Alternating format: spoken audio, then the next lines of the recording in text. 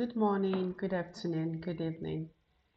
Welcome back to my channel, to my Facebook page. Today, I would like to teach us how to create a series of number.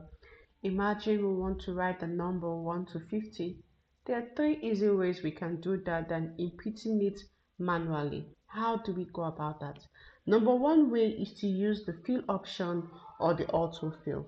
What do we mean by that? Let's get right into it. First, we want to write 1 and write the number 2.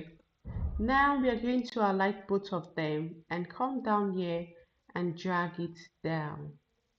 As you can see, we have number 1 to 23. The second way to do this easily is to use the sequence function. What is a sequence function?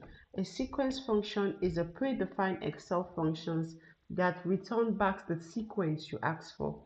So equals to sequence, and it's asking us rows or what step do we want. Now we want the sequence to come from 1 to what 23.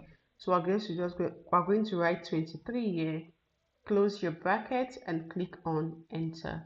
As you can see, we have our sequence from 1 to 23. The third method is to use what we call the series tools. How do we do that? Let's write our number 1 and go to home. On home, we are going to come down here to the field and click on series. Now this will pop up. It's asking us series in what? Is it rows or columns? We want our series to be in what? Columns.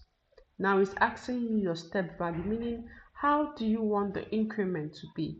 We want it at 1. It's asking our stop value, meaning what number do you want this series to stop? I want this to stop at what? 23.